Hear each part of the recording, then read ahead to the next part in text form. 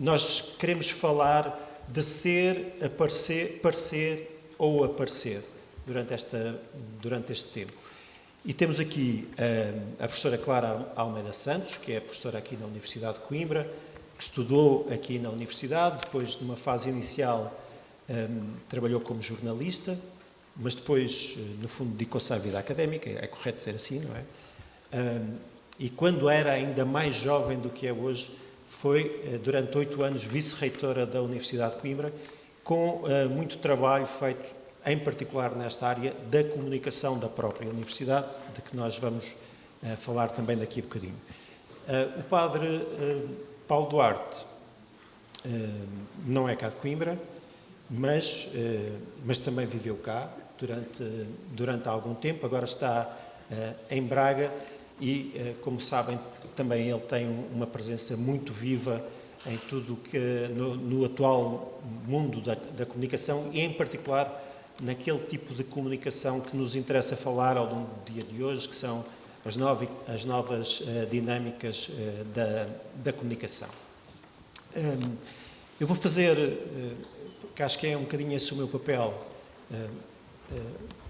vou-vos só dar uma pista sobre qual é a minha ideia, ou melhor dizendo, vou cometer um primeiro erro de comunicação, que é, vou fazer uma promessa que tenho quase a certeza que não vou conseguir cumprir, que é dar-vos uma ideia de qual é a ideia que eu tinha para este tempo, que no essencial deveria ser, queria que começássemos por falar sobretudo de como estamos no espaço público e que à medida que a nossa conversa fosse decorrendo, fôssemos caminhando até a uma dimensão mais pessoal do próprio comunicador, ou seja, que viéssemos do impacto que temos no espaço público até à forma como nos preparamos para sairmos para o espaço público. Como ouviram há pouco, logo na primeira apresentação, nós vamos falar muito de autenticidade, de verdade, porque são questões que estão muito ligadas à comunicação hoje em dia. E, curiosamente, eu lembrei-me de algo que já tinha ouvido várias vezes e que sempre me tinha inquietado e que, eventualmente, há aqui muitas pessoas preparadas para me explicarem porquê. Lembrava-me que no Evangelho, e fui ver qual era no Evangelho de São João, há uma passagem muito curiosa, naquele famoso diálogo entre Pilatos e Jesus, que a uma certa altura Jesus fala, nesse diálogo fala algumas vezes da verdade e numa das partes em que o diálogo é interrompido, Pilatos pergunta-lhe o que é a verdade. E o curioso é que não há resposta para essa pergunta, sobre o que é a verdade.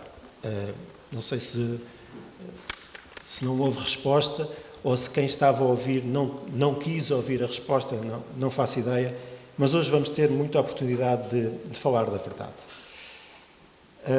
E é inevitável, quando se fala da comunicação hoje em dia, falar sobre as redes sociais. E queria começar precisamente por vos pedir a ambos, à Clara e ao Padre Paulo, que nos explicassem, ou que nos dessem uma ideia de que presença é que têm nas redes sociais. Como é que... Clara, podemos começar. Há aqui um drama que eu não sei bem como tratá-los, por isso vamos variar entre o tu e o vós, mas que presença é que tens nas redes sociais? Estás presente pessoalmente? É uma coisa que te preocupa, essa presença pessoal ou não? Ok, então muito boa tarde a todas e a todos. Queria começar por cumprimentar os presentes, em especial o Dom Dionísio, Dom Fernando, e também o Paulo Rocha, por quem recebi o convite para estar aqui presente hoje. É um gosto muito grande poder, enfim, trocar algumas impressões sobre estes 3 verbos, ser, parecer ou aparecer, que às vezes parecem convocar um outro, que é aparecer ou perecer, não é? Parece que se não aparecemos, não existimos, perecemos, não é? E começando já... Antes de ir a responder ao Nelson, queria só fazer convosco uma brevíssima reflexão sobre o modelo deste painel, ou desta primeira deste momento de segunda abertura, não é? Porque primeiro tivemos a abertura formal e protocolar, e agora temos aqui 3 pessoas à vossa frente que vão falar que são chamadas a falar deste tema. E foi escolhido este modelo, ainda estava a ouvir o Paulo Rocha na Eclésia a dar uma entrevista, não a entrevistar desta vez, mas a ser entrevistado, e ele dizia quase como para cativar as pessoas que não vão ser conferências, não vai ser ninguém a falar muito tempo, vai ser um colóquio, vai ser uma conversa em modo de entrevista. Eu queria refletir um bocadinho sobre isto convosco, só muito brevemente antes de passar às redes sociais, que é, porquê é que nós temos medo de estar muito tempo a ouvir alguém? Ou porque é que temos medo de propor esse programa a alguém numas jornadas que são sobre comunicação social? E, enfim, não quero fugir à pergunta, para aqueles políticos que, seja o que for perguntado, respondem sempre aquilo que querem dizer e não o que foi perguntado. Não é isso que quero fazer, vou chegar às redes sociais, mas gostava de fazer este primeiro pequeno ponto sobre a questão do tempo e sobre a questão daquilo que nós estamos disponíveis, ou quanto tempo é que nós estamos disponíveis para ouvir o outro ou os outros. E aqui parece-me que nós temos, se calhar, algum receio, uma conferência agora inaugural, um keynote speaker, alguém que vai falar 1 hora, que maçada. Sobretudo a seguir ao almoço. Sobretudo a seguir ao almoço, que apesar de ser sem corantes nem conservantes, foi lauto e foi substancial. Nós temos medo porque, se calhar, há tanta gente a falar no espaço público, não é? Que há umas pessoas que são, de facto, menos interessantes do que outras. Não quer dizer que nós sejamos particularmente interessantes. Enfim, o Paulo e o Nelson, com certeza, não é isso que eu estou a dizer. É só porque já apanhámos muita seca na vida, não é? Já apanhámos estochadas monumentais e, portanto, o que estamos sempre a fazer é querer propor às pessoas coisas mais lúdicas, mais divertidas, mais leves. Pronto. Isso pode ser um problema. Portanto, eu gostava de refletir mais daqui a um bocadinho sobre esta questão do tempo. Ninguém se importa de ouvir 1 hora ou 2 alguém que seja muito interessante a falar, verdade? Ninguém se importa de estar 3 horas num concerto desde que a música seja boa. Ninguém se importa de ver um teatro de 1h30 se nos disser alguma coisa, se for substancial. Portanto, acho que há um problema, o tempo relacionado com a questão da qualidade, não é? E, portanto, estamos sempre a arranjar formatos para vencer a questão do tempo. Pronto, então, ficamos com esta primeira ideia, o tempo e o modo. É o nome de uma revista dos anos 60, mas gostava de voltar a isso daqui a um bocadinho. Só quero mostrar-vos uma pequenina imagem. Não vou mostrar isto tudo.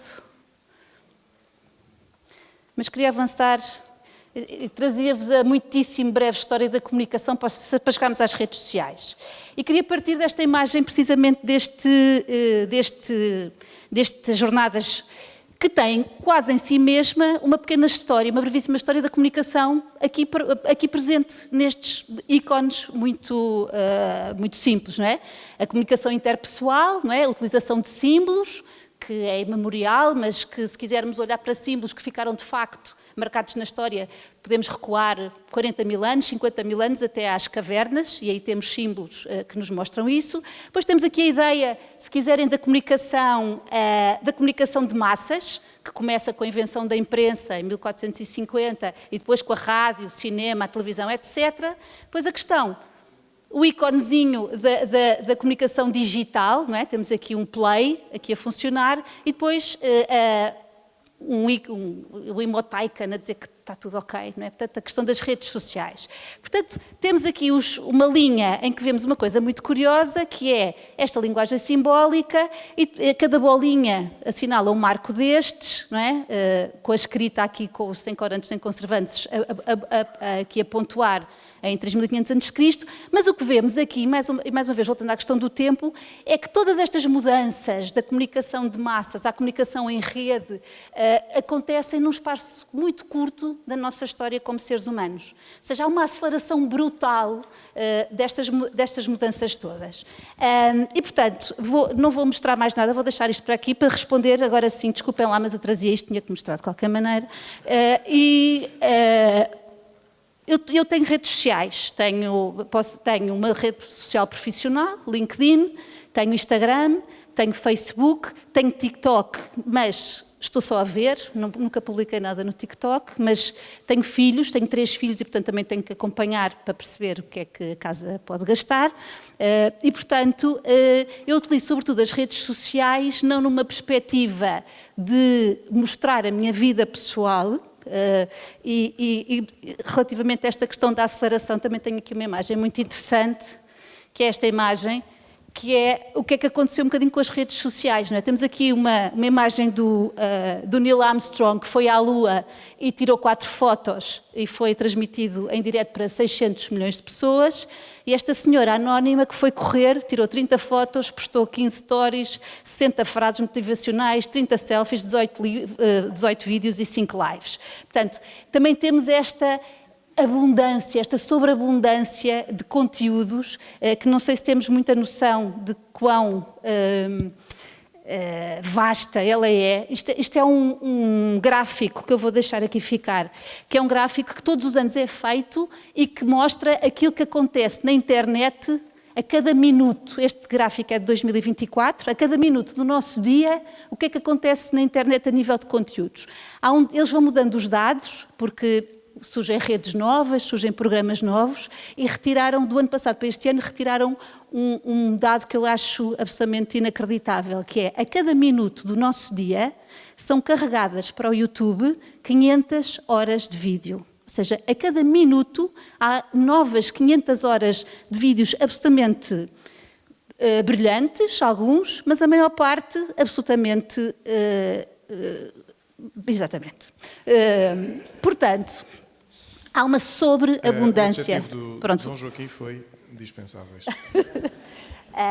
E, portanto, há aqui, de facto, dados que são muitíssimo impressionantes a nível da quantidade de conteúdo que existe na internet. E, portanto, eu também contribuo para que estes números sejam tão significativos. Não é? Não sei se aqui tem Snapchat, por acaso não tenho... Não, eu é que não tenho Snapchat. O Snapchat está aqui. 3,3 milhões de snaps são enviados por utilizadores a cada minuto. Portanto, eu também contribuo para isso, respondendo agora finalmente à pergunta do Nelson. Mas o que é que eu publico? Publico fundamentalmente questões que têm a ver com o meu trabalho. Eu, além de dar aulas na Faculdade de Letras de Jornalismo, sou também responsável pela comunicação da Bienal Ano Zero, de arte contemporânea, portanto, coisas que tenham a ver com cultura também costumo pôr muito na perspectiva de divulgação. Não é? Há um problema que é se está toda a gente a gritar, como é que nós nos ouvimos uns aos outros? Não é? E, portanto, eu acho que é importante nas nossas redes sociais, que é uma forma de não gritar, mas de sussurrar, porque eu não tenho milhões de seguidores, nem milhares sequer. Portanto, é uma maneira de, eventualmente, chegar a um público que eu sei quem é, identificado, de sussurrar. Eu acho que, se calhar, é uma maneira de falarmos ou de tentarmos comunicar de uma forma mais eficiente num tempo em que está toda a gente a querer dizer coisas, é sussurrarmos. Muito obrigado, Clara.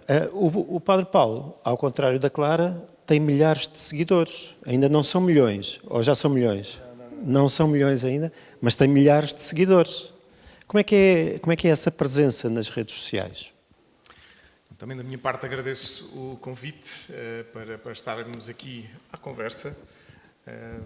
E sim, acho que cada vez mais este tema da comunicação é importante, porque sabemos o quanto nos afeta diariamente e não só ao nível do aparecer ou parecer ou até de perecer, mas também, sobretudo, ao nível do ser. E respondendo assim à pergunta, para responder à pergunta, vou um bocadinho à história mais pessoal. Comecei, aqui há uma geração que conhece o i5. Sim. Pronto, olá. 4 braços no ar. 5, calma. Não, havia uns tímidos com vergonha.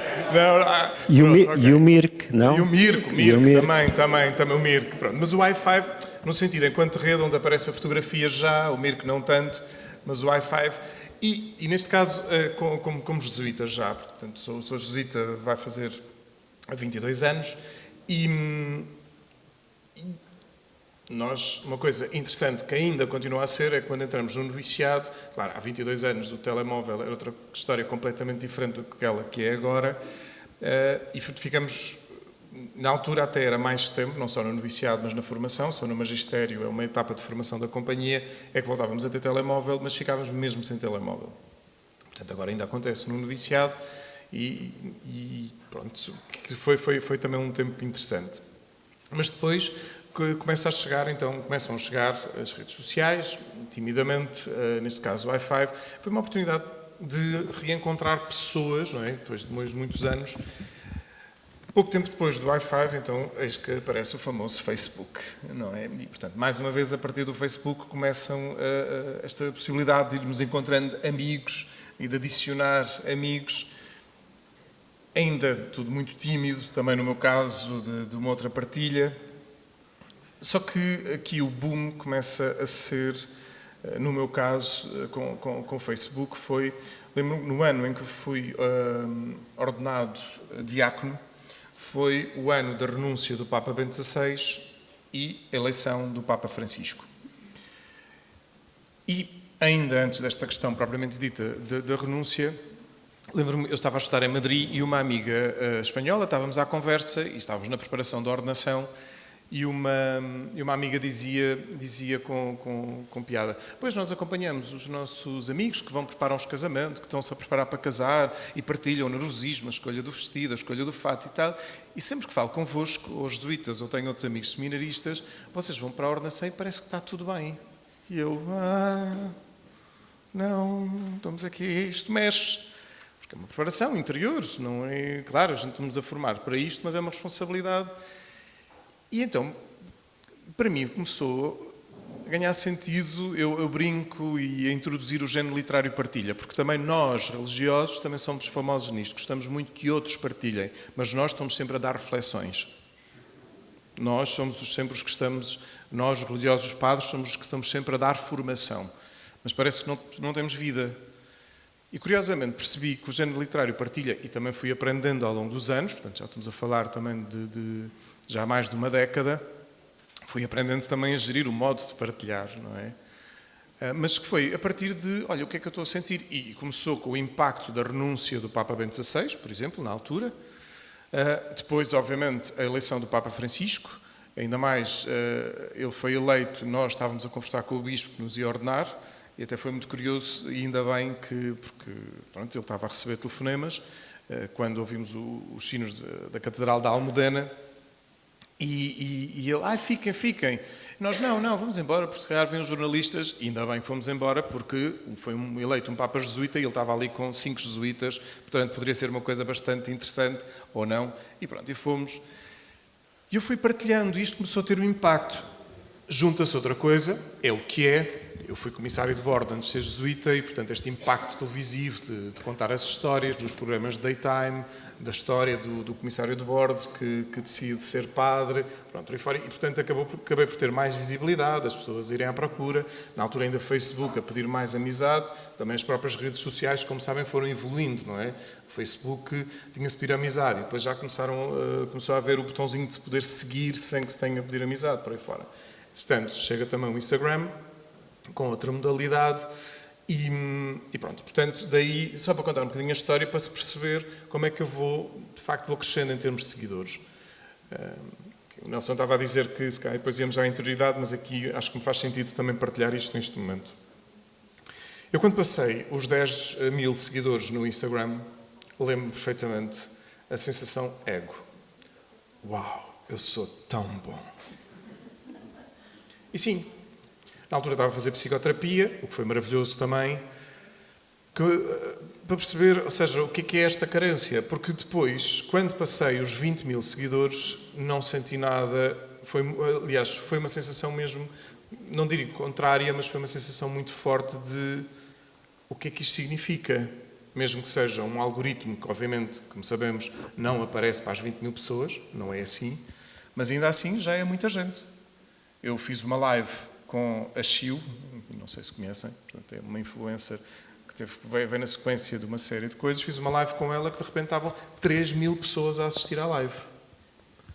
E aí sim é um número real. Portanto, a gente começa, e na altura, começar a perceber o impacto da publicação e o que é que eu publico. E uma coisa que eu sempre quis ter foi liberdade na publicação. Se eu me apetece, e hoje sei disto, portanto, mesmo com a história do algoritmo, Há coisas que podem ser publicadas que noto claramente que menos gente reage. Claro, é muito fácil ter likes. Bastava publicar uma fotografia minha todos os dias. E de minha ou qualquer um de nós. Tendencialmente põe-se o gosto na cara da pessoa. Só que pensei, mas espera aí, este trabalho pessoal interno, o que é que eu quero com as redes? Já me cansei e de vez em quando canso-me com as redes. Estive recentemente também no jubileu dos missionários digitais. Mas uma coisa que fui percebendo foi, eu quero, no que possa publicar, dentro deste género literário, partilha, que vai tendo variações, depois fui brincando, a secção disto ou a secção daquilo, notas soltas, pensamentos soltos, as letras verdes, por aí fora, que seja, com toda a humildade, e aqui digo mesmo de coração, um contributo de reflexão, ou pelo menos ver outra perspectiva. Claro que sei que sou padre, sei que sou jesuíta, e, portanto, alguma outra publicação tem um impacto precisamente porque sou padre. Ou seja, que depois não há aqui também, vamos lá ver, a segunda ingenuidade que Ricard fala, não é? A primeira ingenuidade é a noção da esperança futura, a outra ingenuidade é, de facto, irmos perdendo na medida que vamos ganhando maturidade, adultez, chamemos-lhe assim. E, obviamente, eu sei que algumas publicações, se eu não fosse padre, não tinha impacto nenhuma. Um impacto nenhum. Agora, sendo padre, obviamente, está essa realidade aí. Mas é no sentido mesmo de ajudar a que se possa pensar e refletir. Vamos continuar a falar, seguramente, mas antes de continuarmos num registro, se calhar, mais pessoal, porque eu acho que isso pode interessar a muitos dos que aqui estão, queria que falássemos um bocadinho de um registro mais institucional, porque as instituições, às vezes, têm alguma dificuldade em colocarem-se no espaço público, especialmente instituições que há um tempo dominaram o espaço público, que com o tempo podem ter perdido alguma relevância nesse espaço público, sobretudo porque ele mudou mais depressa do que elas. E como é que essas instituições se conseguem reencontrar com o espaço público? A Clara, fizeste esta experiência muito com a universidade, ou seja, especialmente quem vive em Coimbra tem muito essa consciência. Aqui há um peso muito grande desta coisa que a Universidade de Coimbra já foi e significa na história e que depois o que é hoje esta universidade. Já nem se fala no mundo, mas ao pé da de Aveiro, que fica aqui ao lado, ou da de Braga, ou, para falar assim das mais recentes. Como é que uma instituição tão antiga se abre às redes sociais? Como é que se faz esse trabalho? Então, vou começar por contar duas histórias que acho que são úteis para responder à tua pergunta, que é, eu antes de ir para a reitoria, antes de ser convidada, criei uma coisa na Universidade de Coimbra, enquanto professora de jornalismo, que se chamava O Que Vê, que era a televisão web da Universidade de Coimbra. É preciso dizer que quando eu cheguei a dar aulas na Universidade de Coimbra, havia um curso de jornalismo, mas que estava lastimavelmente equipado em termos de câmaras, havia um estúdio de rádio, o Nelson está a rir-se porque conhecia o panorama, e então eu, para conseguir comprar equipamento, porque eu dava aulas de multimédia e de televisão, era um bocadinho difícil sem equipamento. Então a estratégia que arranjei para conseguir comprar equipamento foi criar uma televisão web que servisse à universidade e que pudesse ter financiamento da reitoria para cumprir a sua missão. Por outro lado, se conseguiu, a propósito de um evento que houve do Património Mundial de Influência Portuguesa, equipámos então o estúdio e comprámos não sei quantas câmaras e criou-se a O Que Vê. Entretanto, havia uma mudança de reitor e achámos que era muito boa ideia a televisão da universidade fazer uma transmissão de um debate entre os candidatos a reitor. Uma candidata e um candidato. E assim foi. Transmitiu-se, aquilo foi muito... Enfim, tivemos um pico de audiências e aquela coisa que, de facto, alimenta-nos... Não era eu que estava a aparecer, mas era um projeto. E, portanto, nós somos muito alimentados também por esta questão dos números. Também uma reflexão que podia ser interessante.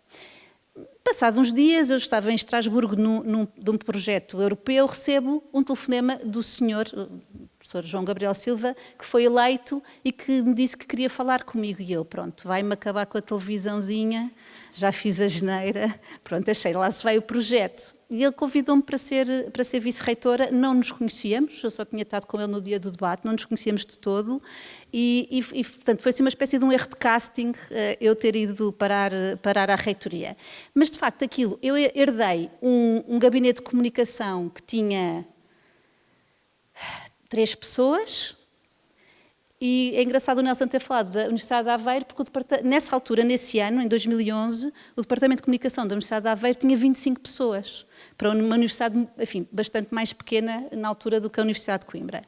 E, portanto, às vezes, esta imagem que se tem das universidades, isto tem a ver com a questão do aparecer e do ser, não é? que dá origem a este painel, às vezes tem a ver com a imagem. Não é? E, portanto, a realidade mostrada não corresponde à realidade real, se quiserem. Pronto. E a vontade é que vamos também mostrar quem é que somos e o que é que fazemos. Agora, a Universidade de Coimbra tem um problema muito dramático que comunga, se calhar, com a Igreja Católica, que é uma instituição com 735 anos, não é, neste momento, e que quer dizer, ao mesmo tempo, que é muito antiga, com tudo o que tem de bom a tradição e a respeitabilidade, e que também é muito moderna, tem coisas em robótica e em neurociências, e, portanto, isto é uma impossibilidade em termos de marketing. Não podemos dizer que uma coisa é 2 coisas que se contradizem ao mesmo tempo. Portanto, isto é um problema de marketing gravíssimo, não é?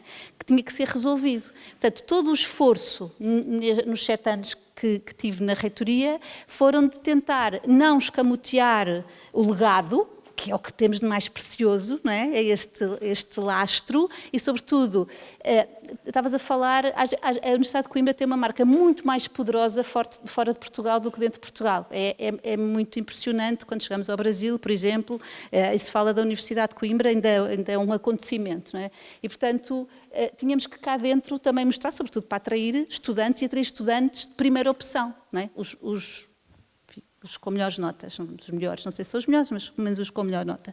E, portanto, houve um esforço muito grande de, sim, criar Instagram, criar o Facebook, continuar com as emissões da televisão, depois acabou por se transformar na divisão de comunicação, não havia uma divisão administrativa de comunicação na universidade, e, portanto, nós também tínhamos essas pequenas alegrias de mais 1000 seguidores, até neste momento é muito interessante, porque as redes sociais têm esta questão também da parcimónia, não é? Também têm que ser usadas com alguma parcimónia, porque se começamos a publicitar tudo e mais alguma coisa, também perde valor, não é? De alguma maneira. Embora nós não saibamos muito bem como é que o algoritmo depois alimenta os nossos seguidores ou as pessoas. Portanto, o algoritmo é assim, um ser misterioso e obscuro, do qual também podemos falar daqui a bocado, se calhar.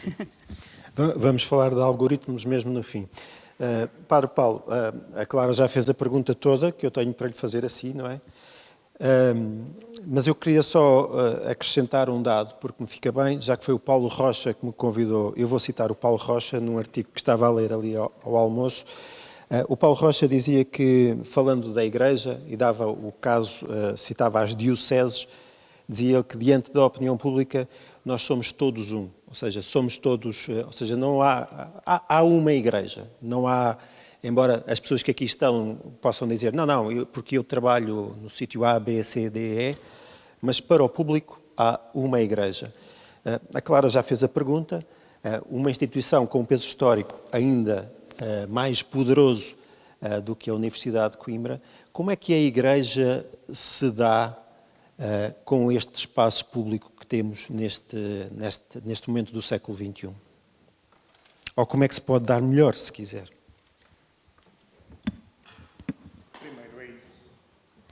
Primeiro é isso. Nós esquecemos que a Igreja, e o próprio Concílio fala de igrejas. A Igreja diocesana e até mesmo podemos falar das igrejas domésticas. Pronto. Mas, obviamente, quando estamos a falar agora em termos de comunicação, quase mediático, há sempre este impacto da Igreja. A Igreja dá passos lentos, porque tem aqui uma prudência, porque, mais uma vez, tem aqui um caráter universal e, portanto, quando uma figura, seja a figura do Papa, por exemplo, para pensar na Igreja na sua totalidade, toma uma decisão, está a pensar uma decisão para todos os continentes, por exemplo, em que as culturas são diferentes. E às vezes esquecemos isto. Porquê? também acho que tem que ver com o efeito das redes sociais. Há aqui cada vez mais aquilo que se pode chamar o perigo do umbiguismo. Portanto, parece que o Papa está a falar diretamente para Portugal. Mas como é que o Papa está a dizer uma coisa destas que aqui... Não, o Papa está a falar para a Igreja. Claro que, obviamente, depois quando faz as viagens, quando faz as visitas, portanto, pode direcionar a comunicação um bocadinho mais para o sítio onde está a viajar. Mas, falando aqui neste ponto, perceber que é verdade. Há aqui mudanças. Por exemplo, entra o Papa Leão e pouco tempo depois, provavelmente já estaria a ser preparado, portanto não foi assim uma coisa, porque as coisas, cá está, enquanto a Igreja é lenta, mas, por exemplo, todos nós vimos o novo grafismo do site oficial do Vaticano. Clean, muito mais clean, mais direto. Portanto, há aqui já um anúncio de uma outra leveza no próprio site. Agora, como é que nós estamos? Eu agora quero tocar aqui num tema que gosto muito, que tem que ver com, e também acho que tem que ver com o modo de comunicar, e falamos da questão há pouco, a questão da verdade, não é? E até a pergunta de Pilatos, o filme Jesus de Nazaré, do Zé Firelli, responde, curiosamente, com uma imagem. Que Pilatos faz a pergunta, e vou ser spoiler, mas o filme já é antigo, por amor de Deus, não é? Pronto. E então, o foco é no rosto de Jesus. Porque, teologicamente, a gente faz a ponte, eu sou o caminho, a verdade e a vida, já nesse discurso. Pronto. E, portanto, mas, de facto, pensar a verdade enquanto pessoa, mais do que uma questão intelectual ou racional, porque isso é um problema também, a meu ver, e agora dizia de entrar no meu tema, num tema que eu gosto muito, que é a questão da corporeidade. Nós ainda somos muito dualistas. E mesmo até filosoficamente contra a Igreja, houve aqui um racionalismo, e o racionalismo levou a que fôssemos cada vez mais intelectuais e esquecêssemos corpo. Eu tive aulas de dança enquanto jesuíta, isso ajudou muito também para a evolução até da parte dos meus estudos, até mesmo a nível de teologia. E uma das coisas que me apercebo é que nós, a Igreja, temos muita dificuldade em lidar precisamente com uma imagem enquanto corpo. Por exemplo, é muito interessante ver as fotografias, Srs. Bispos, com licença, quando é fotografia de padres e bispos em conjunto,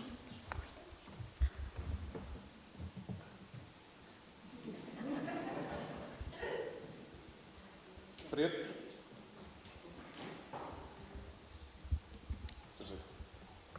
isto é comunicação, isto é imagem, e isto é publicado onde? Nas redes sociais. E o primeiro impacto, curiosamente, é de fechamento. Dentro da área que trabalhei em termos de dança, ou pelo menos numa escola, que é a Escola do Expressionismo Alemão, fala muito do movimento autêntico. E a minha professora de dança, sabendo que, que eu era religioso e ainda ia ser ordenado padre, dizia mesmo, quando eu estava a movimentar, quando estava no momento da aula, estás a mentir. E eu, não estou a mentir, claro, ia-me logo para o intelecto. Mas não, estás a mentir porquê? Porque estás a ser artificial e nota-se. E nós... Estás a aparecer. Sim, usando o verbo. Ou aparecer, não espaço parecer. E, de facto, quando nós nos começamos a trabalhar interiormente, ainda mais nós somos aqueles que acreditamos no mistério da encarnação, e Jesus, que é o autêntico, a verdade, não é ao nível só intelectual de umas coisas que ele disse. Nós, na teologia, falamos dos gestos e palavras de Jesus. São coerentes. Portanto, quando nós comunicamos e acho que às vezes nós, enquanto instituição, e tenho insistido muito, que deveria haver mais formação da comunicação. Os bispos, meus bispos, tenho insistido, mesmo nós padres, termos formação de como comunicar. Temos formação, por exemplo, a fazer uma homilia. E mesmo assim, às vezes, o tom de voz, o modo como se comunica, tudo tem um efeito. Claro que, quando eu vou para uma rede social e quero comunicar a rede social, e depois, obviamente, também tenho que regular. Cá está o limite. Se eu estou constantemente a expor-me, quem é que eu, afinal, quero anunciar? Uma das coisas que me dá a pensar é, por exemplo, Inácio de Loyola, o fundador dos jesuítas, nas regras de discernimento de segunda semana, uma das coisas que fala é muito interessante, que, vou usar aqui a linguagem, o mau espírito pode-se aparecer como anjo de luz. E, portanto, quando nós podemos fazer aqui um discernimento sobre como estar e sobre como comunicar, é preciso fazer uma grande reflexão no sentido de mesmo que eu queira aparentemente comunicar uma coisa que é boa, o mau espírito pode aproveitar e torná-la completamente péssima. E por isso é preciso hoje em dia formação, é preciso perceber dentro daquele gráfico que as coisas mudaram muito e não é que a Igreja tenha em si que mudar, mas no fundo temos que aprender a comunicar, que vai desde, sim, como escrevemos, vai desde como apresentamos, como parecemos. Não é que de repente agora tínhamos que ser os extremos papanante, não é nada disso. Nós sabemos, enfim, com toda a simpatia e muita simpatia que tenho no presente pelo saudoso Papa Francisco, porque é que havia nele proximidade? Mas também está a acontecer com o Papa Leão. Se calhar o Papa Bento XVI, por ser mais tímido, mas o Papa Francisco tinha esse lado de autenticidade. Ele quebrava o protocolo, mas quebrava o protocolo e sabia o que estava a fazer. Uma outra vez poderia não saber, quer dizer, também na sua limitação, mas em geral... Mas havia uma grande autenticidade naquele homem. E vimos agora também, vemos com o Papa Leão. Há um impacto, não é? Quando vemos o Papa, quando vai para a varanda, olha para a multidão e emociona-se. Que bom! Não conteve as lágrimas porque nós temos de ser rígidos e impassíveis. Não! No início do seu pontificado, a missa de início do pontificado, temos uma imagem fortíssima quando ele olha para o anel, não é a ver que o anel é muito bonito. É o que é que isto significa, mas isto comunica o quê? Se calhar também, no fundo, o que lhe está a sair de dentro pela sua autenticidade, da sua verdade, que é, olha, vamos aqui perceber o peso que isto tem, a humildade que temos que lidar com o mundo de hoje, que é preciso, se calhar, mais serenidade, porque também, no dentro da velocidade, e já me calo, hoje é tudo tão rápido, por exemplo, está toda a gente ansiosa, pois, mas o Papa Leão não está a tomar decisões. E eu, pois, se calhar ainda bem, está-nos a ensinar que para tomar decisões importantes precisamos de tempo. O tempo começa a atrair-nos um bocadinho e por isso queria avançar para aqui no que tinha previsto. Estamos a falar desta presença nas redes sociais, desta presença no espaço público, ou seja, há se quisermos podemos chamar-lhe democratização do espaço público, ou seja, o espaço público está hoje em dia aberto a qualquer pessoa facilmente. Para fazermos um bocadinho uma ponte do que vamos falar mais à frente, e porque isso também me diz respeito a mim, ou seja, respeito à possibilidade de eu continuar a ter ou não trabalho, onde é que fica a intermediação? Historicamente, a comunicação tinha uma componente muito forte de intermediação, isso depois levar-nos à frente a falarmos das fake news, da verdade, etc., da inteligência artificial, do que quisermos, mas hoje em dia toda a gente procura comunicar diretamente com o destinatário da mensagem, sem ter que se sujeitar a essa maçada de alguém, de alguma forma, descodificar aquilo que ele está a dizer ou desmontar segundos sentidos ou sentidos implícitos naquilo que está a dizer. Onde é que fica, neste mundo que nós estamos a viver hoje, a questão da intermediação que durante tanto tempo foi feita pelos jornalistas, por exemplo? Eu acho que não desaparece, não é? Como sempre, cada vez que passamos de um modelo para o outro de comunicação, achamos sempre que o anterior vai desaparecer. Na verdade, nós não estamos a falar de nada de novo no mundo da comunicação. A comunicação implica sempre os mesmos elementos desde que existe um emissor, um destinatário, uma mensagem, um canal, um código e um contexto. São os 5 ou 6, se quiserem pôr no contexto, elementos do esquema da comunicação clássico que se ensina na escola. É? E isso é igual. Tem que haver tudo, não é? Tem que haver tudo. Agora, o que muda de facto é esta rapidez e esta multiplicidade. Mas isso, se me permitem, já agora, há um autor que eu gosto muito, que escreve um livro que se chama Being Digital, que é o Nicolas Negroponte, que faz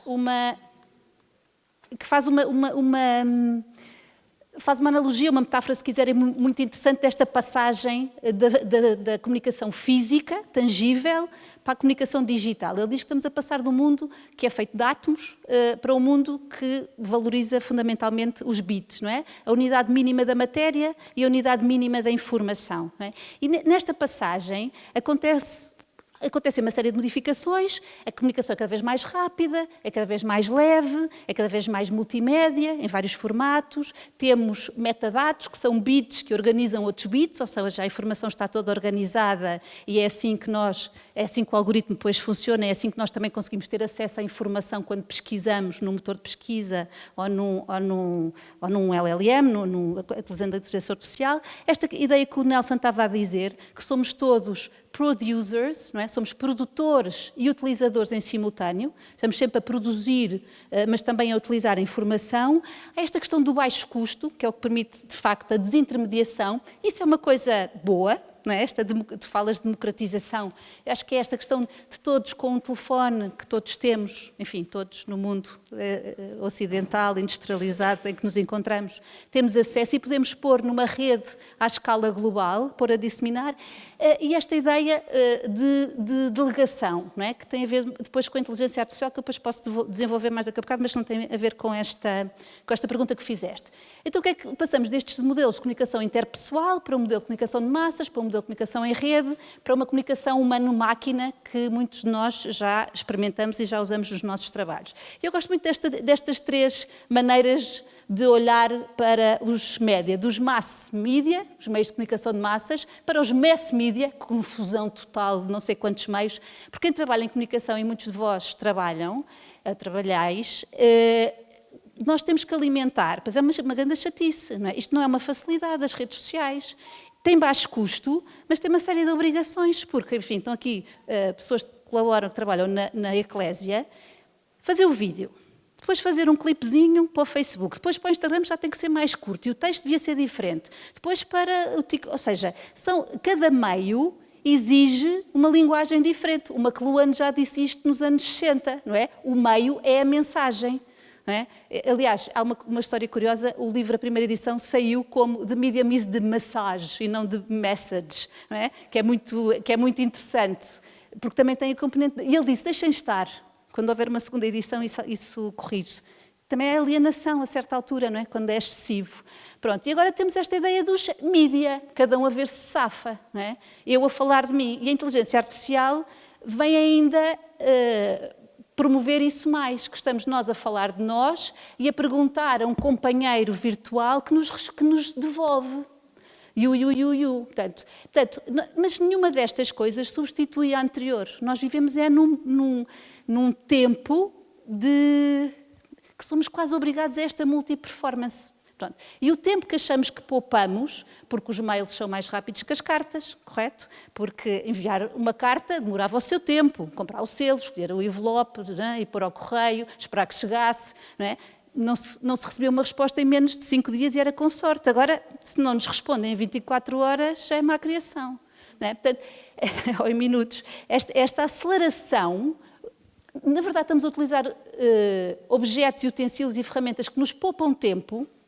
Mas o que é que nós fazemos com o tempo que poupamos? Mais tarefas. Não é? E isto é incomportável.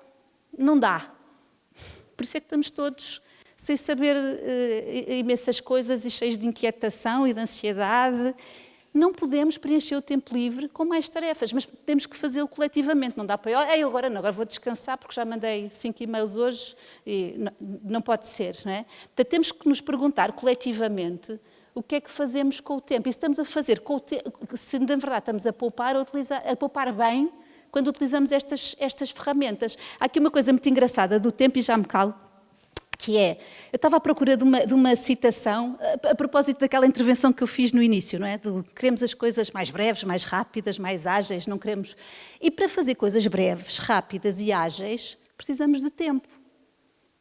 Uma mensagem muito simples, pensamos nas parábolas de Jesus, são uma síntese maravilhosa, curta, direta, mas que exige todo um pensamento anterior. Não se chega a uma síntese sem uma análise, não é? Sem um pensamento muito, muito aturado e muito, muito longo, que é isso que nós hoje não temos. Não é? E então estava à procura desta citação há um autor, às vezes dizemos, é um autor que um dia disse não sei o quê. Então há esta frase de alguém que escreve uma carta a outro alguém e diz, perdoa-me a carta ser longa, mas não tive tempo para ser breve. E vamos à internet e tem o que foi o Mark Twain, que foi o Sam Shepard, que foi não sei quem, e se procurarmos um bocadinho melhor, se perdermos ou se investirmos, se calhar é o verbo certo, um bocadinho mais de tempo, percebemos que foi Blaise Pascal, no século XVII, em 1659, que numa carta anti-jesuítas, por acaso, curiosamente, que eram as cartas provinciais, dirigidas a um provincial, está a contestar uma situação que agora não veio ao caso, e que diz, eu não costumo escrever cartas longas, mas esta é longa porque eu não tive tempo e estou com urgência, portanto vai longo. Não é? E nós, para usarmos redes sociais como deve ser, ou seja, tem que ser fragmentado, mas deve ser uma montra, uma vitrine, um aperitivo para que alguém não possa deixar de querer ver o resto, para ver o mais longo, o mais denso, o que resulta da análise. Não é? Portanto, não é só despachar a síntese, não é despachar. E nós estamos cada vez mais aflitos para despachar coisas. Curiosamente, nós no meu trabalho também temos que fazer coisas às vezes com alguma velocidade. E, como sabem, tendencialmente as reportagens querem sempre curtas, ali com 1 minuto e meio, 2 minutos no máximo. E normalmente há uma coisa que dizemos quando a reportagem fica maior, se estica muito, a justificação para o chefe é normalmente, peço desculpa, mas não tive tempo para fazer mais pequeno. Porque, de facto, fazer mais pequeno dá muito mais trabalho do que sim, para ficar bem feito, do que fazer grande. Eu percebi que o Padre Paulo está com muita vontade de comentar o que a Clara disse. Não por questão de Pascal. Mas há uma coisa que penso que é muito interessante falarmos consigo. Eu vou fazer a pergunta de um modo que provavelmente eu serei a única pessoa que não sabe a resposta a esta pergunta, mas de qualquer modo faço-a na mesma. O que é um missionário digital? E quais são as preocupações? Podemos falar de si como um missionário digital. Aliás, apresenta-se como um missionário digital. Pelo menos Não, apresentaram-me. Apresentaram-me na biografia como um missionário digital. O que é um missionário digital? Então, muito resumidamente, porque havia uma coisa que eu gostava mesmo de falar, que é toda a questão, se calhar até na sequência até acabo de falar, que é a questão da interioridade e da importância. Nós estamos a falar da comunicação do modo exterior e eu acho que uma das grandes lacunas que está a acontecer no mundo de hoje é a falta de interioridade. Está bem. Então pronto, muito bem, obrigado. Uma coisa que aconteceu foi o sínodo sobre a sinodalidade. E uma das coisas que se deu conta, sobretudo a partir do Dicastério da Comunicação, foi precisamente que a realidade digital estava aí. Ou seja, que era inegável, mesmo enquanto Igreja. E que não estava a ter sido em conta, ou seja, porque quando começou o sínodo sobre a sinodalidade, a informação para as dioceses, para as paróquias, o máximo de gente a responder, até que se apercebeu que, por que não usar na altura, depois houve aqui esta mudança de nome, também no sínodo, foi aqui uma questão também estratégica, técnica, os influencers, mesmo dentro do mundo da Igreja, que poderiam propor responder a um inquérito dentro da área do sínodo. Assim, começa um grande projeto que é a Igreja, La Iglesia te escucha, a Igreja escuta-te, um projeto sobretudo espanhol, e entraram em contacto com influencers de vários países. Em Portugal entraram em contacto comigo, a partir do Dicastério da Comunicação, e que lembro que na altura, que está também a Rita Carvalho como diretora do Ponto SJ, disse-me, mas nós, por exemplo, nós temos o Ponto SJ, no caso a Companhia de Jesus em Portugal, e a resposta foi, mas nós não queremos as instituições, queremos as pessoas. Porquê? Porque as outras pessoas, interagem mais depressa com a pessoa do que propriamente com a instituição. Portanto, foi a partir daí o critério. E, de facto, pronto, acabei por difundir ou pedir para as pessoas responder ao inquérito e houve, ainda assim, da parte de Portugal, a partir de mim, houve cerca de entre 600 e 800 inquéritos. E digo que foi muito bom, porquê? Porque o inquérito, para ser válido, aquilo tinha que fazer palavra-passe, portanto, isto também para o mundo digital, tinha que se aceder a um site, tinha que se fazer um perfil, por uma questão de segurança. As pessoas tinham de ter paciência. As pessoas tinham de ter paciência, mas era uma questão de... E isso também expliquei, porque sabendo que menos gente poderá responder, mas ainda assim, por uma questão de segurança, enfim, todos aqueles fatores, mas ainda assim, de parte de Portugal, entre 600 e 800 pessoas. Não consigo precisar o número. E pronto, mas isto, ao nível global, teve um impacto muito grande, tanto que foi para o Sínodo, e para a segunda sessão do Sínodo já foram pedidas 2 pessoas. O Papa Francisco acrescentou mais 2 pessoas ao Sínodo que estivessem ligadas ao mundo digital.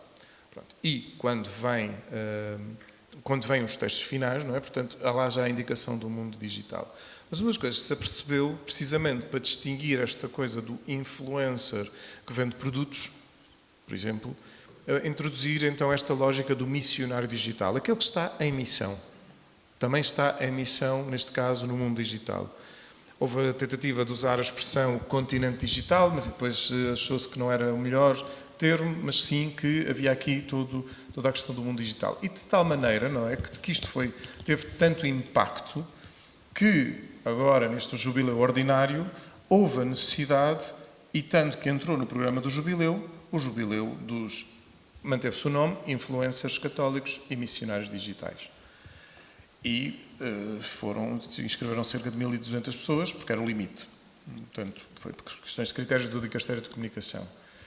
Claro, o que é que se entende por missionário? Claro, esta pessoa que está, dizia o Dom Joaquim no início da apresentação, portanto, que a Igreja tem esta missão de evangelizar, tem esta missão de anunciar, não é? Portanto, no fundo, ide e anunciai, mas neste mandato de Jesus, e, portanto, o missionário é aquele que, no fundo, anuncia dentro dos variedíssimos mundos digitais, das variedíssimas redes, e, portanto, que aí está.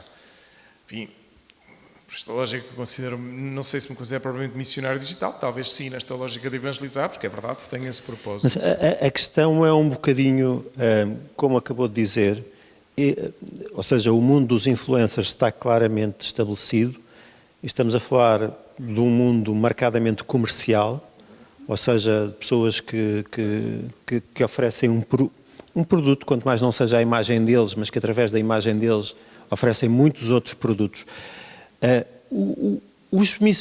Às vezes, na comunicação, como em muitas coisas, há a ideia de que se eu tiver os meios que os outros têm, a Clara no início da Web TV falava, precisávamos de câmaras, precisávamos de microfones, etc.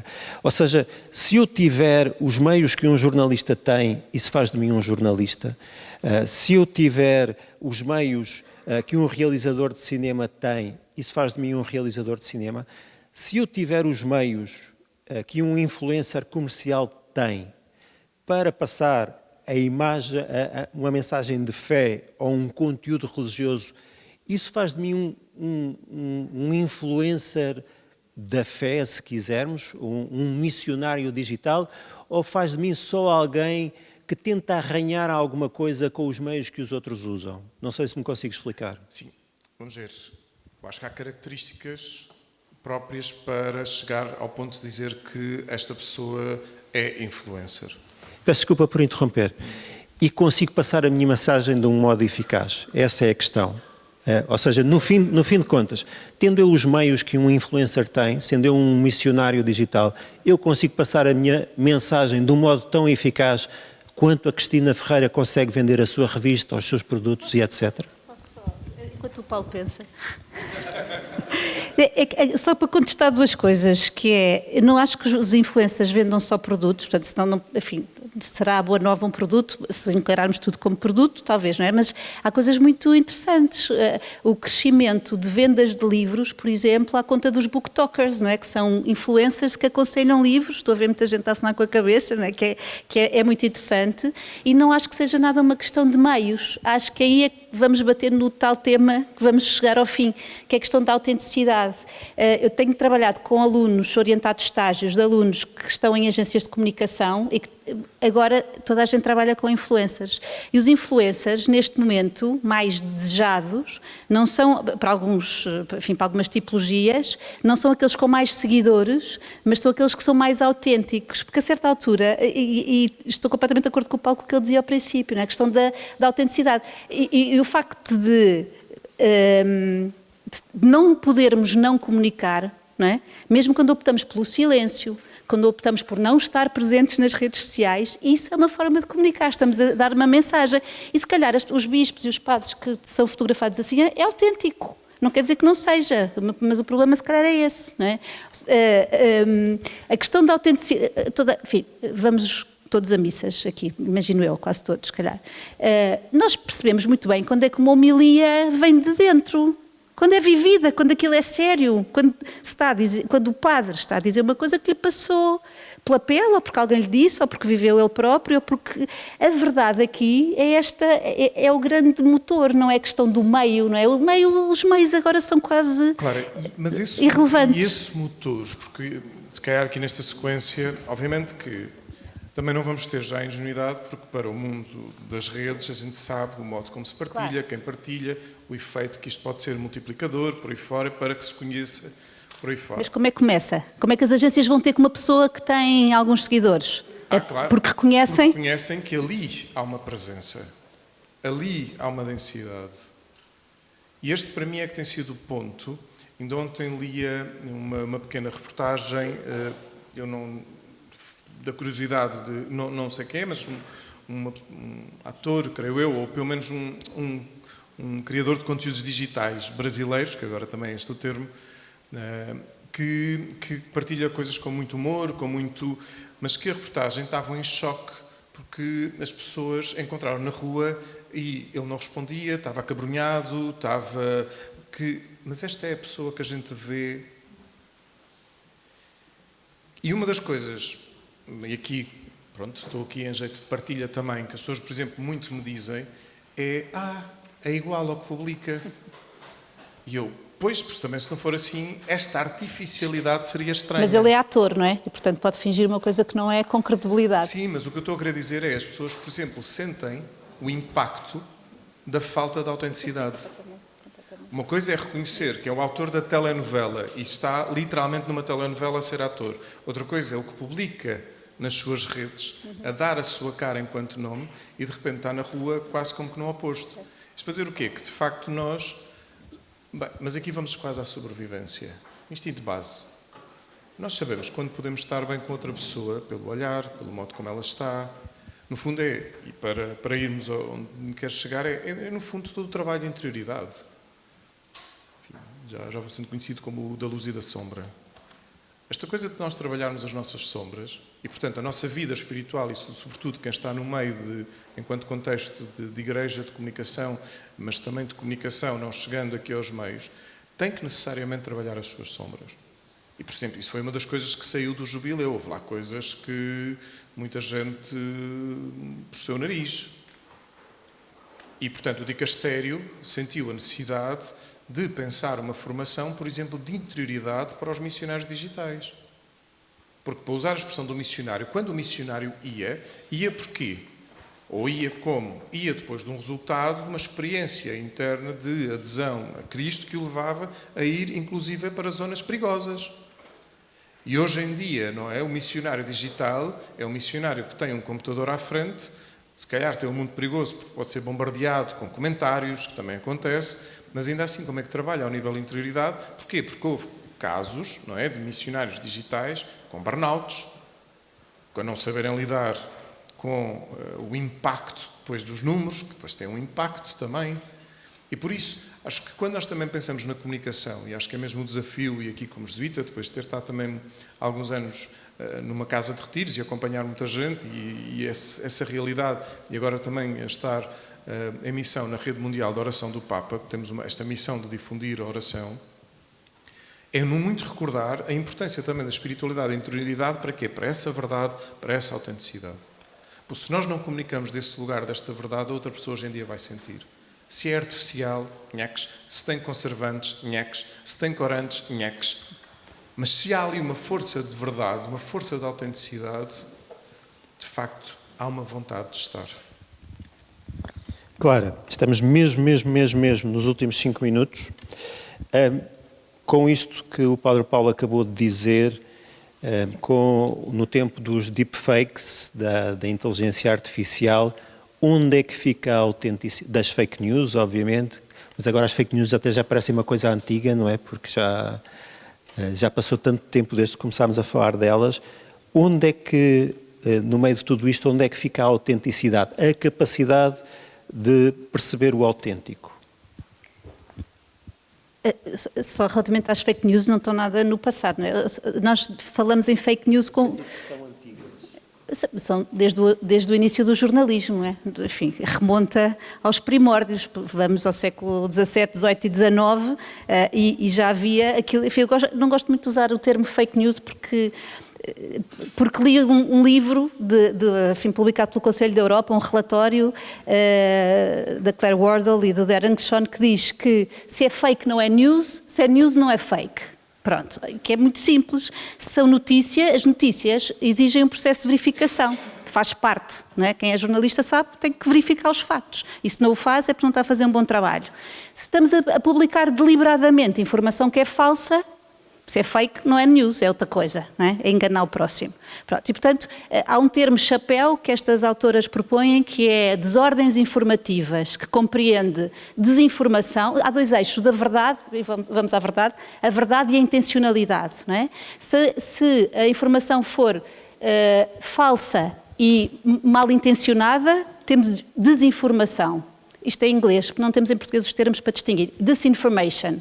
Se for informação falsa, mas for distribuída ou veiculada sem intenção maliciosa, temos misinformation, ok? Que é diferente de disinformation, que seria as fake news. E temos ainda outra coisa que ainda é mais perversa, mais complicada, que é a malinformation, que é a informação verdadeira, mas que é distribuída de forma maliciosa, ou coartada do seu contexto, ou truncada, ou uma fotografia verdadeira com uma legenda falsa. Ou seja, tudo o que está é verdadeiro, mas maliciosamente consegue trazer uma informação errada. Okay? Portanto, há estas desordens informativas e a questão da autenticidade, da verdade, está lá sempre. O que é que nós... Falavas há bocado da questão da mediação, que eu acho que aqui é fundamental para a questão da verdade e da autenticidade. O que é que nós estamos a observar? Uma coisa curiosíssima, que é, tu falas do recuo da mediação, eu vejo um regresso da mediação por outros... O que é o fact-checking? Não é? Os fact-checkers, o polígrafo, todas as agências que há de verificação. Nas últimas eleições legislativas, houve uma coisa extraordinária, havia debates entre políticos, não é? Em todos os canais de televisão isto aconteceu, os de sinal aberto, e a seguir vinha alguém verificar a veracidade do que os políticos tinham dito. Então, mas essa não é a função do entrevistador? Vem alguém a seguir, portanto ainda tens mais um intermediário, a seguir a fazer verificação. As agências de fact-checking são super úteis e nós vemos a verificação de informação, mas isso já devia fazer parte do processo, só que o tal ritmo... Não é? A tal necessidade de ser rápido muitas vezes impede não só a verificação, como, mais grave para mim, no jornalismo, impede o exercício do contraditório. E, portanto, eu acho que Jesus não respondeu à pergunta sobre o que é a verdade, porque é muito difícil, nem Jesus, não é? Nem Jesus, porque há uma verdade... Desculpem estar a pôr aqui esta questão desta maneira, não é? Porque, e se calhar, o Zé Firelli resolveu bem, é Jesus, não é? É o caminho. Só rapidamente, o Papa Francisco, na Fratelli Tutti, repete várias vezes a verdade como poliedro. Porquê? Porque na Fratelli Tutti o que está aqui a desafiar é que haja a verdade, portanto, há a verdade. Sim, não é a verdade que muda. A verdade como poliedro, ou seja, a verdade tem diferentes faces. Ela não muda. É uma realidade que pede... Posso dar um exemplo, uma imagem muito fácil. Eu gosto de imagens, de metáforas, não é? Mas esta aconteceu. Eu estava a trabalhar na SIC, a certa altura, quando foi o buzinão. Lembram-se da ponte de 25 de Abril, quando foram postas portagens, esse drama todo.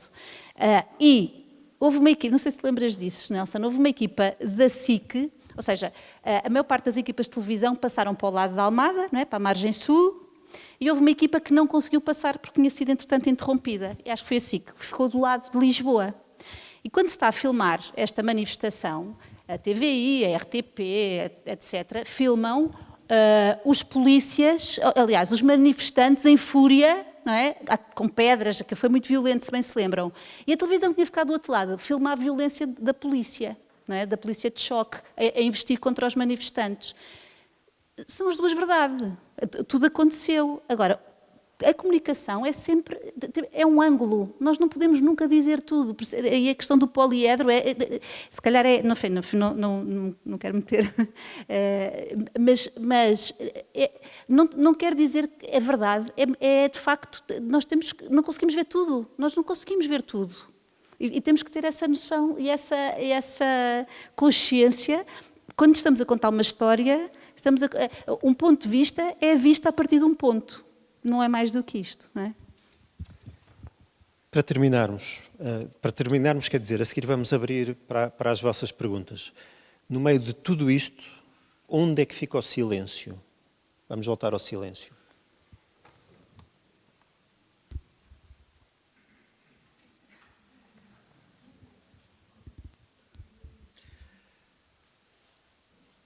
Hoje há medo do silêncio porque, como nós não temos muito trabalho interior, também temos muitos ruídos interiores. E quando se faz o silêncio exterior, dentro daquela quantidade de informação que nós recebemos diariamente, quando fazemos o famoso scroll, a gente acha que não é... que não, estamos só a fazer scroll. Ou, por exemplo, quando estamos a ver alguém que... um influencer que tem ali uma série de stories... que são 13 segundos e agora é uma story com Gaza, com o impacto, a seguir é com o gatinho, a seguir é com o unboxing, a seguir... Portanto, num espaço nem de um minuto, há toda uma variedade de emoções que surgem enquanto eu estou a receber, só que depois não paro para digerir. E o silêncio, tem que haver uma educação para o silêncio, porque nem sempre o silêncio é prazeroso. Porque às vezes também se passa muito esta mensagem do silêncio como a contemplação, de respiro, de serenidade, mas há momentos em que o silêncio não é prazeroso porque vai-me obrigar, pessoalmente, a tocar realidades que eu não gosto. Provavelmente de mim, da minha realidade, da minha história, do que está à minha volta, das minhas decisões. E esse é o processo também da interioridade. E na comunicação, não é? Eu acho que é fundamental haver, aliás, se nós temos uma pauta musical, temos o espaço de silêncio, temos a famosa peça 3 minutos e 33 segundos do Cage, que é silêncio, mas ao mesmo tempo é um silêncio para quê? Ouvimos o... Ou seja, a quantidade de coisas estão a acontecer, porque o silêncio absoluto é perigoso. Se nós entrarmos numa sala completamente insonorizada e se acrescentarmos completamente escura, enlouquecemos, porque nós precisamos do som e do visual para nos situarmos no tempo e no espaço. Agora, é preciso saber, tal como na alimentação é preciso um equilíbrio, tal como no modo de estar é preciso um equilíbrio, também nós estamos a precisar, e hoje sim, para o equilíbrio, estamos a precisar de pausas verdadeiramente de silêncio. Para quê? Para podermos digerir, para podermos processar, para podermos... Parem! Nós temos o grande silêncio na nossa vida, biologicamente, que é o dormir. E mesmo assim está a ser encurtado. Porque o dormir, a quantidade de coisas que acontecem quando nós estamos a dormir, ao nível do processo orgânico, mas também ao nível do processo psíquico, emocional, é impressionante. Portanto, também há aqui uma grande... Acho que é importante. Nós na Rede Mundial de Oração, lançámos, desde há uns anos, aquilo que se chamam os respiros de silêncio. E que têm vindo a crescer, de pessoas a ouvir. Duração curtinha, mas que são os respiros. E porquê? Porque há necessidade deste silêncio. E isto estamos a sentir. O mundo está saturado de informação. Uma outra vez vamos àquele esquema que apresentaste, maravilhoso.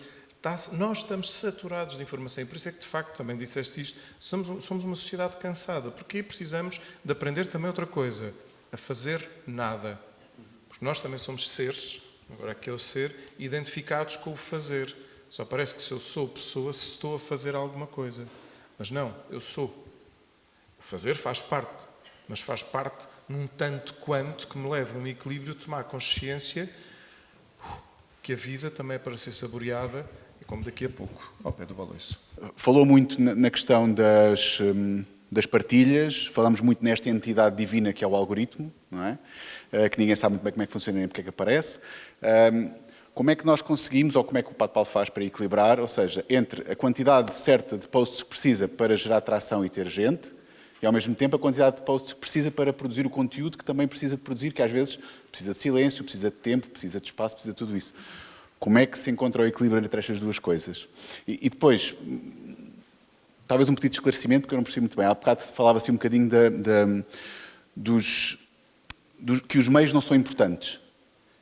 Pronto, eu discordo profundamente disso. Ou seja, não são os meios que fazem o conteúdo, mas se o conteúdo não tiver meios, não é bom. Pronto, e portanto é só para perceber aqui um bocadinho essa questão. Ricardo, muito rapidamente, eu não sou um criador de conteúdos comum. O que é que eu quero dizer com isto? Não estou nada preocupado, mas também foi uma decisão minha de liberdade. Ou seja, eu não me quero prender, e precisamente, lá vou eu ao género literário partilha, a questão do ego, numa etapa, num determinado momento, foi importante. Ou seja, eu percebi, e depois ajudou, volto a dizer, em termos de estar a fazer psicoterapia com direção espiritual, de repente estava a ficar demasiado dependente a isso e pensei, isto não pode ser. Outra coisa que era curiosa, é verdade, se eu ficava um tempo sem publicar, e que acontece, às vezes as pessoas escrevem a perguntar se está tudo bem. Isto é muito interessante, as pessoas escrevem-nos em privado a perguntar, Padre Paulo, não te há muito tempo que não vejo nada seu, está tudo bem?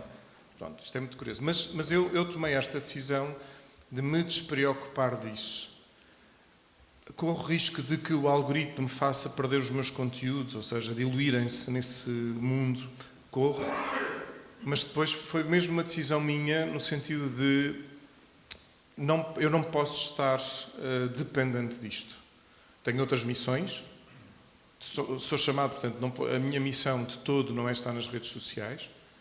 E ganhei essa liberdade e, curiosamente, mas uma coisa que eu tenho sentido é, enfim, isto é o seu quê de espiritual, mas isso eu já fiz a minha experiência, não é científica, portanto, mas que uma vez, quando eu já publiquei, porque, não tenho publicado, eu tenho que publicar, não teve efeito nenhum. Muito poucos gostos. Mas isto foi curioso, e já não foi uma ou duas vezes, já foram várias, eu já me dei conta. E quando, hoje faz sentido, eu quero publicar porque faz sentido alguma coisa, tem um efeito, de quando estou num lugar de liberdade interior, curiosamente vejo que de repente parece que aquilo difunde. Volto a dizer, agora, se fizer essa pergunta a uma pessoa que, por exemplo, mesmo dentro da igreja, e sim, mesmo que faz vida disso e já depende disso, portanto, se calhar terá que tomar outras decisões. Mas no meu caso foi mesmo a liberdade e perceber, se hoje me apetece escrever letras verdes que não têm impacto nenhum ou pode não ter impacto, vou fazê-lo. Volto a dizer, é muito fácil ter gostos.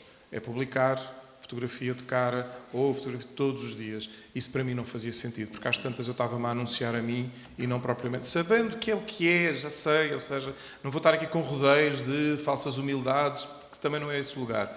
Mas o que é, volto a dizer, já são 10 anos também de muita experiência, também muito feedback de companheiros, que me foram comentando de forma mais simpática ou menos simpática. Isto também, às vezes, também entre nós, às vezes, como é que nós, muitas vezes... Isto também, gostava também de dar isto, não tanto por uma questão pessoal, porque às vezes acontece, também no nosso mundo de igreja, que é, temos dificuldade em fazer comentários e até fazer uma crítica negativa a uma publicação. E a tendência da crítica negativa é na conversa do almoço de padres. Passa a expressão. E devíamos haver uma cada vez mais maturidade, e isto também saiu muito no jubileu, até nos discursos dos cardeais, mais maturidade, no fundo, de podermos colaborar e de nos ajudarmos verdadeiramente, não no sentido de competição, mas verdadeiramente de colaboração para sermos igreja. Só para esclarecer, estou absolutamente em desacordo comigo própria, ou seja, só que foi rápido, não tive tempo aqui para ser mais longa. Que é, o que o Nelson estava a perguntar era se os meios fazem... os influencers, ou se os meios fazem a mensagem. E eu disse que não é? Isso continuo e mantenho. Ou seja, o que é que nós vemos muitas vezes? que coisas com um aparato tecnológico brutal não têm depois eficácia, não chegam a um número significativo de pessoas, depois coisas hiper simples, em que não interessa muito o meio a ferramenta que é usada, tem um impacto brutal. Não é? Eu posso dar imensos exemplos disso. Acho que o meio, num tempo de low cost, não é isso que conta. Ou seja,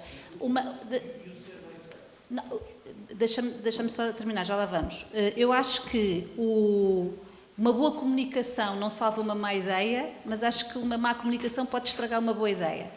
Ou seja, é importante o meio, ou seja, quanto mais bem feito for, melhor, mas se for uma má ideia não a salva. Se tiveres um bom conteúdo, até se for um muito bom conteúdo, nós vemos, não é? Se for um vídeo amador de uma coisa verdadeiramente importante ou uma coisa filmada com um telemóvel que não tenha uma resolução brutal, o que interessa a forma serve o conteúdo e não o contrário. Não é? Isto é importante, não é? A forma serve o conteúdo. Se a forma for ótima, valorizará mais o conteúdo se for maravilhoso. E há coisas muito low-fi que têm imenso sucesso. Estávamos a falar dos booktokers há bocado, mas há este professor da Universidade Nova de Lisboa que faz vídeos sobre português, sobre o Marco Neves, não é? Que se calhar muitos de nós conhecemos. E aquilo é completamente... Ele é que é muito bom. E é muito bom a contar a história. E, entretanto, ele começou com uns videozinhos no Instagram, agora já tem um programa na Comercial, e na Comercial também, já ouvi fazer no programa da manhã. Portanto, ou seja, os meios vão buscar as boas ideias. Não é? É evidente que os meios contam, mas agora... É mais fácil fazer de muito boa qualidade sem precisares de ser um profissional ou de teres meios muito profissionais. Esta coisa de equipar um curso de jornalismo com câmaras e com ilhas de edição, completamente obsoleto, não é? Tirámos os computadores todos de edição das salas, porque eles não querem usar, os alunos e as alunas fazem no seu computador pessoal, filmam com os telemóveis, não filmam com as câmaras. É nesse sentido que dizia, não estou a tirar valor aos meios, estou a dizer que eles servem o conteúdo e não o contrário. Então, a pergunta que eu faço tem a ver com uma notícia do Washington Post do passado dia 20 de setembro, desta semana, portanto, que diz que os retiros de silêncio estão-se a tornar cada vez mais populares. A religião é um extra, um opcional. Então, com o crescente interesse em meditação e contemplação transcende tradições religiosas, pois muitos buscam fugir da tecnologia e do stress diário. E a pergunta que eu tenho a fazer aos oradores, como especialistas em comunicação, é se veem nisto uma janela de oportunidade e, em segundo lugar, como é que fariam para mostrar eventualmente alguma diferença que existe entre retiros católicos e retiros que não sejam católicos. Responderei isto muito melhor do que eu. Só uma constatação que tenho feito ultimamente, que é a procura que as pessoas hoje fazem por silêncio, meditação, yoga, coaches, mantras, etc., deve-se, psicólogos, psicoterapia, tudo isso que é muito necessário, deve-se a uma retirada da espiritualidade da religião da vida das pessoas. Porque não pode ser outra explicação. Todas essas mantras, o que é um terço, o que é uma ladainha, é um mantra, não é? O que é a meditação, senão o prólogo da oração? Tudo isso saiu da vida. O que é uma confissão bem feita, não é? O rito da reconciliação, senão uma psicoterapia? Como estas coisas saíram da vida das pessoas, é a constatação de que são hiper necessárias, vai-se buscar a outro sítio. Agora, não sei responder à pergunta em concreto, que é o Paulo que vai fazer. Isso está-se a constatar um grande aumento da procura ao nível dos retiros. Aliás, posso dar um exemplo. Quando estava em missão na Casa da Torre, Centro de Espiritualidade e Cultura, a nossa casa de retiros a norte de Portugal, dos jesuítas, de vez em quando havia pessoas que ligavam para lá para se inscrever no retiro, depois da secretaria passavam chamada para mim, porque o psiquiatra e o psicólogo disseram que era muito bom eu fazer um retiro. Só que, obviamente, os nossos retiros, a questão dos exercícios espirituais, se uma pessoa que, por exemplo, está com alguma questão a nível de saúde mental, Isso depois é discernido caso a caso, mas não é aconselhável porque pode sair de lá pior. Porque os exercícios, sabemos que para quem acompanha os exercícios, é de facto um grande percurso de interioridade e que pode tocar as tais sombras, sobretudo a primeira semana dos exercícios, pode ser aqui um grande trabalho interior, precisamente de libertação e de reconciliação, que esse é o objetivo, no final reconciliar-se com Cristo e poder seguir para a chamada segunda semana. Mas o que é certo, porquê? Porque, de facto, nós estamos numa sociedade, mesmo, sociedade ocidental, mesmo muito ruidosa. Mas isso está a chegar até a lugares muito recônditos. Eu tive a oportunidade de estar uns meses no México, aquilo que se chama a terceira aprovação na formação da companhia. E uma das minhas experiências, eu tive um mês na selva Lacandona, no sul do México, e estive literalmente a viver no meio da selva, na missão indígena. E era muito interessante, portanto, não havia rede de telemóvel, mas todas as comunidades tinham um posto de internet de satélite. Todas. Gente, muito bem, sim senhores, para receber informação. Mas o que nós estávamos, sobretudo, a comentar com os anciãos, não é? Portanto, os responsáveis das comunidades, que estava-se a perceber é os nossos jovens estão mais inquietos, estão mais estressados. E eu pensar, pois, claro, mais uma vez, a internet o que é que traz? Nem que seja por alguns minutos, porque eles não tinham, tem que se pagar fichas, não têm internet ilimitada, têm que pagar, tínhamos que ir lá a um sítio pagar umas fichinhas para ter a internet. Mas o que é certo é que estavam a receber também muita informação e, portanto, é isto. Nós, ao termos esta quantidade de informação em crescendo, necessariamente é biológico, é orgânico, necessitamos de silêncio. Ora, se passamos para o nível, dizias, Clara, não é? Portanto, da quantidade de informação, ainda mais a espiritualidade e a religiosidade sai do espaço, tem que entrar alguma coisa. Só que depois, a meu ver, e que bom que as pessoas procurem retiros, mas a meu ver que também está a ser resultado de uma coisa hoje em dia que eu tenho chamado o consumismo espiritual. As pessoas hoje também estão a consumir espiritualidade constantemente, querem mais. Ai que bom, ai aquele padre publicou, agora o outro padre publicou, eu quero seguir aquele padre. E onde é que eu me apercebi isto? Depois, entretanto, diminuiu, foi na altura da pandemia, não é? E bem, a Igreja tomou a decisão das missas online para as pessoas poderem acompanhar, mas e depois quando houve o desconfinamento, as pessoas vinham fazer exercícios espirituais, depois comentavam-me, era tão bom porque ao domingo eu ouvia 4 homilias, coisa que nunca acontecia. Porquê? Porque iam puxar para trás, ou iam às muitas missas, online, e hoje quero pensar, mas e qual é o propósito? Ou seja, como é que é? E com o que é que ficou? Eram muito boas. Às vezes também só acontece só com uma homilia, mas isto para dizer o quê? De facto estamos a precisar mesmo deste silêncio profundo e por isso os retiros estão a ser procurados. E é verdade, a verdade sente-se aqui em Portugal e pagam-se. Eu no outro dia dei-me ao trabalho, lá me apareceu, porque também o algoritmo leva a isto, e depois os algoritmos também nos aparecem coisas, então era um retiro na Grécia. E eu fui tentar perceber o retiro na Grécia. E fui até quase ao limite da inscrição. O retiro custava 5.500 euros um fim de semana de 4 dias na Grécia. Sem viagem. 5.500 euros. E eu naquela coisa, deixa-me lá, até obviamente não ia pagar, mas chegou a um ponto de dizer, não pode continuar que está esgotado. Mas isto acontece, ou seja, as pessoas estão dispostas a se encontrar, só que, volto a insistir nisto, o encontrar-se, porque as pessoas estão dispostas a se encontrar, mas quando se encontram, sobretudo, e daí volto aos exercícios espirituais, a primeira semana, que é muito bonita, sobretudo na parte menos simpática de si, isso já não. E é essa travessia que é necessária para a transformação, e pronto, olha, que façam a retiros e que possa ser essa transformação a acontecer. Só 3 pequeninas histórias que me surgiram agora a propósito desta conversa. A primeira, a propósito dos exercícios espirituais e de inteligência artificial.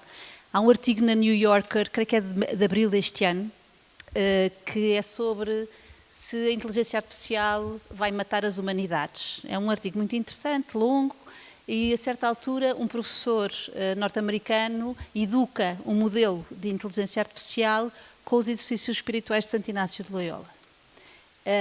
E depois o modelo começa a responder com conhecimento interno dos exercícios. E nesta primeira semana, em que vamos buscar as sombras, quando lhe é perguntado qual é a sombra maior, o modelo de inteligência artificial responde dar permanentemente resposta imediata a todas as perguntas. É uma coisa extraordinária. Pronto. E isso é assumido pela própria inteligência artificial como sombra maior. Ok? História número 1. História número 2. Esta ideia de termos, que o Paulo disse, termos de preencher o vazio com alguma coisa. E em vez de deixarmos que o silêncio exista, estamos sempre a preenchê-lo permanentemente com alguma coisa. Não é? Eu tinha aqui um tópico, o Nelson foi muito cuidadoso e perguntou-nos os tópicos que íamos falar, não falámos nada do que estava previsto, não tem mal nenhum, mas um tópico que eu lhe tinha sugerido era um tópico que era da banalidade do mal ao mal da banalidade.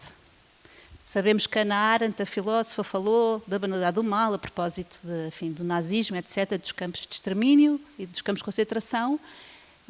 Nós hoje também temos a banalidade do mal, mas temos no nosso dia-a-dia, no nosso cotidiano, o mal da banalidade. E trazia ali um videozinho, fui ver qual é que era o vídeo com mais visualizações do TikTok. Tenho ali se quiserem depois ter curiosidade.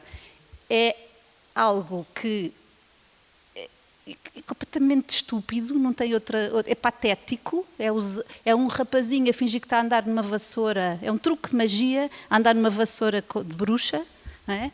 É o Zack King, tenho ali o vídeo se quiserem ver, que tem 3 mil milhões de visualizações. O Neil Armstrong, quando chegou à Lua, não sei se lembram do slide, eram 600 milhões. Não é? Agora estou-vos a enganar um bocadinho, não é? Estou a fazer malinformation, porque aquilo foi no dia da transmissão e este Zack King é um acumulado. Estão a ver como é que se faz malinformation? Podia-vos ter deixado a comparar os dois números e estava a enganar, de propósito. A terceira história é irrelevante neste momento, já não vale a pena falar. Só muito rapidamente, também queria voltar à questão do silêncio e do desafio.